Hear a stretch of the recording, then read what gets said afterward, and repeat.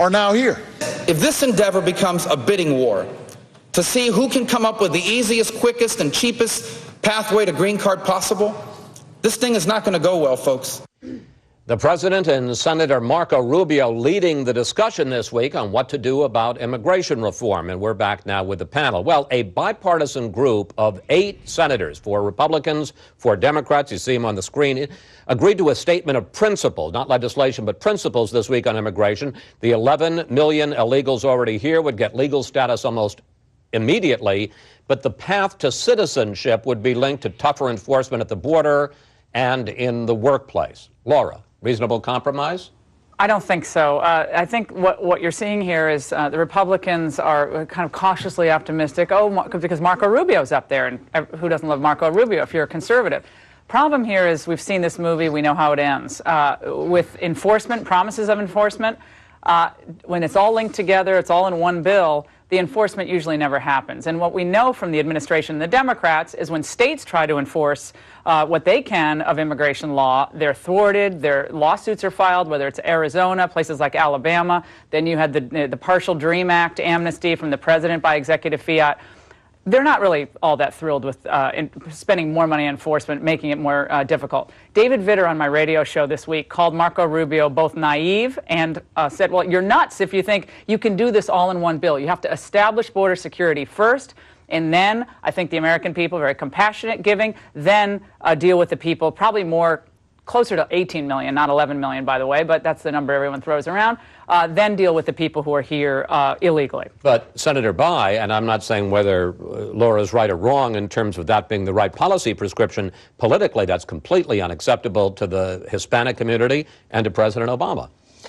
That's true, Chris, but there are some areas where the concentric circles overlap here. The Democrats want to do this from a policy perspective, but they also want to placate part of our base. That's very important. The Republicans need to do this for reasons of self-preservation.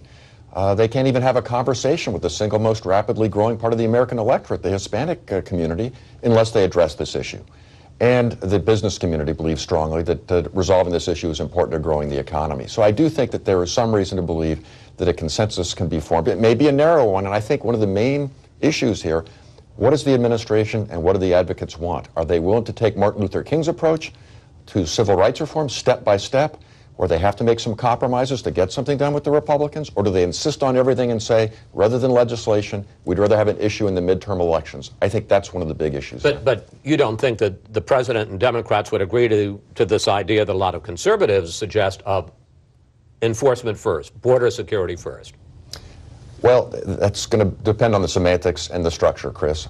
Enforcement, sure. I don't think many Democrats, or not all Democrats, would be for complete amnesty. You do that before you move it all on the 11, but then 18, the question, the devil's in the details. The question is, what's the timing of that? What are the metrics you use? So, yes, some enforcement, but not something that just says forever to these people. There's no practical hope of ever having some kind of permanent status here. Kevin, you saw the group, the bipartisan, the Gang of 8 that we put up there. That's only 4 Republican senators, let alone the full Republican caucus in the Senate, let alone the House Republican majority. What are the chances that Republicans would go for something close to what the Gang of 8 came up with? Because one of the key things we should point out is under this bill, you would get not a path to citizenship, but even before enforcement, you get provisional status, which means immediately the 11, whatever million, see, now I'm concerned about that. But, we're going to say 11 million just for the sake of the argument, immediately have legal status in this country. Look, I think you're poised now for a better chance at success on this issue than any time we have previously. I think one of the things that has happened is you do have a sea change among many Republicans who do believe there is an important political ramification here. But put that aside, we're not going to win Hispanic voters with just one immigration bill.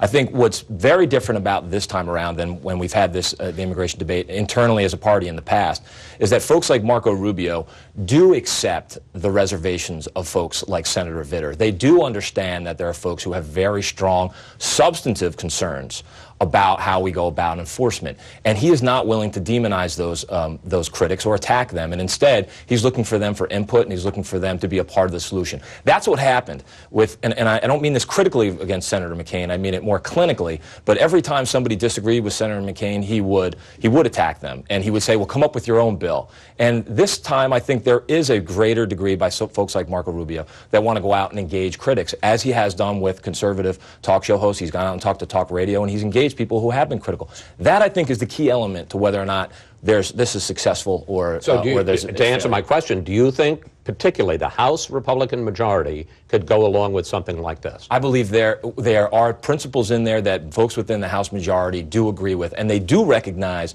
that this is part of a larger economic argument, and it is only a step in dealing with some of the political problems that we have. Nina, is this a win-win for the president if he gets comprehensive immigration reform? It's a huge legislative accomplishment and adds to his legacy. And if he doesn't, Republicans are just digging themselves into a deeper hole with Hispanics? Yeah, like everything seems to be a win-win with this president these days, particularly on spending issues. I think it is. I think we can't lose sight of the fact, though, that it's potentially a win for Republicans.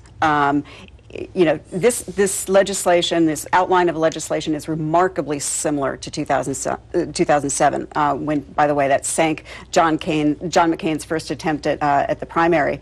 But the difference now is a lost election. The fact that Republicans got 27% of the Hispanic vote when they should be getting 40%, and you have a very attractive, popular conservative leading the charge. And I think there are going to be conservatives that aren't on the boat, but I think having Marco Rubio out there, out front on this is really key, and I think it will be a good for the Republican Party. It's risky for Rubio, though. I think we have to be clear on that, because while he's extremely popular, and again, we all like him, there's a real divide here in the Republican Party. We have 23 million Americans who are either unemployed or underemployed.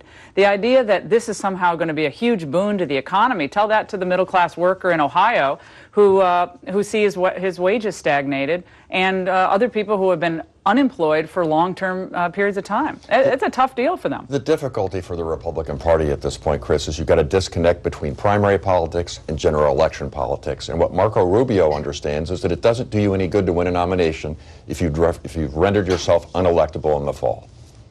And to go back to you, Laura, in about 15 seconds, do you think Republicans are going to go along with something along these lines? No, I don't. I think that unless there's real enforcement and it's verifiable, not the appointment of another commission, which I think is just a joke, unless it's real enforcement, I think it's not going to work. I don't think it's going to go through. That's my view. All right. Thank you, panel. See you next week. Don't forget to check out Panel Plus, where our group picks right up with the discussion on our website.